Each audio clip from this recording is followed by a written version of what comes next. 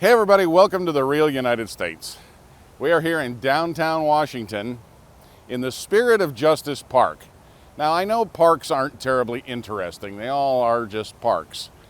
This one, however, I think is a little bit interesting because it has a unique feature about it.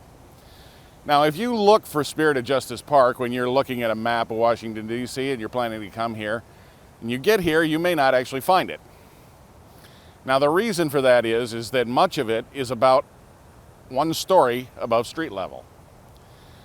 On the eastern end of it, it starts sort of at street level, and then the street tapers down as it stays relatively flat.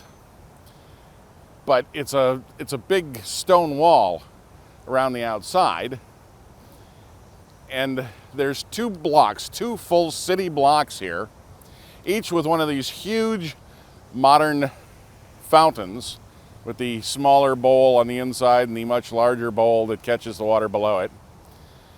And so you'd think you'd be able to see this thing. It's two city blocks, these two huge fountains. But here's the caveat. We are actually on the roof of the parking structure for the Rayburn House office building of the United States House of Representatives. Now this parking structure and the park were completed in 1965, and this is a green roof. So in order to make this area still usable, the architect of the Capitol, who had the responsibility for designing and overseeing the building of this, decided that this would be a green roof.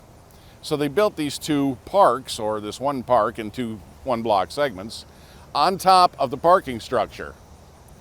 Now, I'm sure there's a lot of advantages to that. One is that it remains open park area for the use of the community.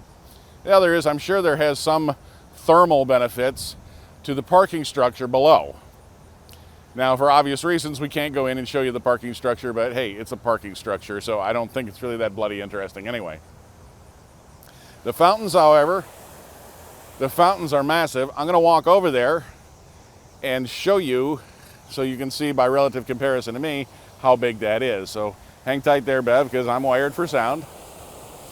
And you can see that this is, well, up to my buttocks for the lower bowl, and the upper bowl is above my head.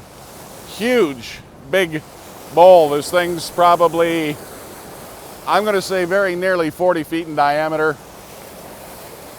And that's got to be about 8 foot tall. And there's two of these, one in the center of each park, and there's an oval. A lot of things about DC and parks, the Oval, probably because of the Oval Office, have these oval structure about it. The ellipse over by the White House, and both of these parks have sidewalks which are elliptical. If you look at that on Google Maps, you're going to see that. Now, I mentioned the office buildings are right across this street, which this street isn't open to the public. This building over here, this is the Cannon office building.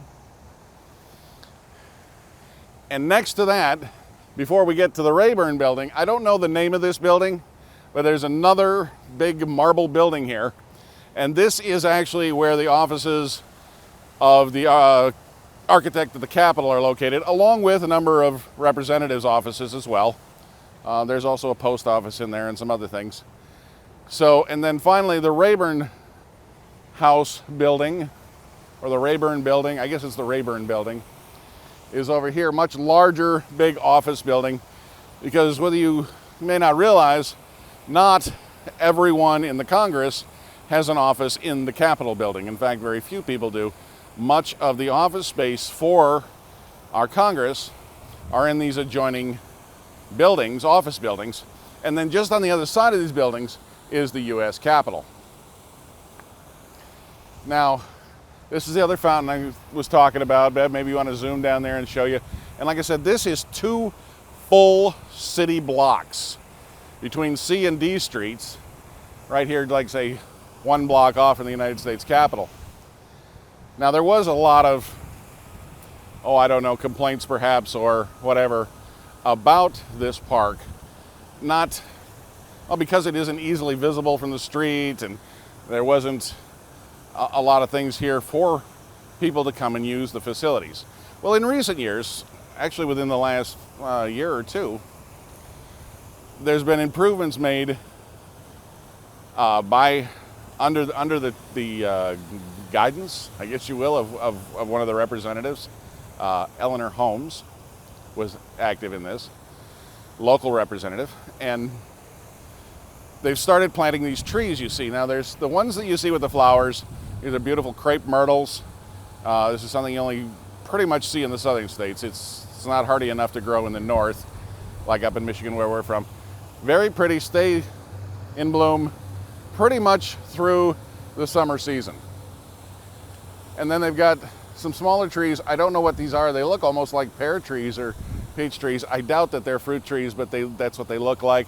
And around the periphery, they've gone ahead and they've put in some much larger maple trees, and there may be some sycamore in there as well. I can't tell from this distance, but these have been placed in here in recent months. And one of the complaints about this park was that the soil on top of the roof of the parking structure may not have actually been deep enough to support trees, and we see now that that clearly is not true, because these trees were not just planted. They've been here a little while, and they're obviously doing very well. So, and they've gone ahead and they've started installing picnic tables. And in fact, when I get done filming, Bev and I are going to have a little picnic here because it's getting on in the day.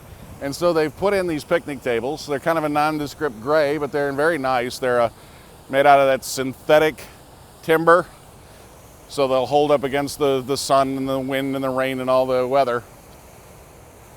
So slowly they've been adding amenities to these parks to give it more shade, to make it a more pleasant place, to give it, people a place to sit down, to spend time with family and friends, a place to eat, those sorts of things.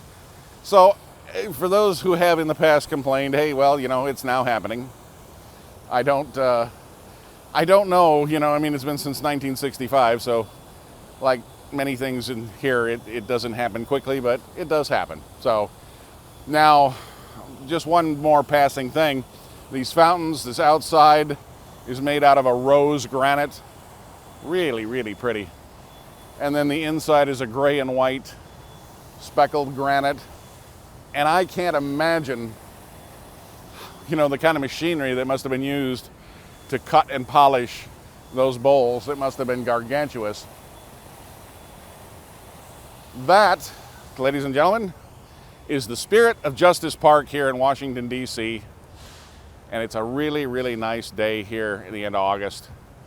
I want to thank you for joining us here in the real United States. I hope you've enjoyed your trip here to the Spirit of Justice Park in downtown Washington, D.C. If you got questions or comments, please leave them in the comment section below. I love hearing from everybody. I try to get back to everybody I can. If you haven't already, I encourage you, pick subscribe. Come along for the adventure. We got lots more to show you. And as always, thank you for watching.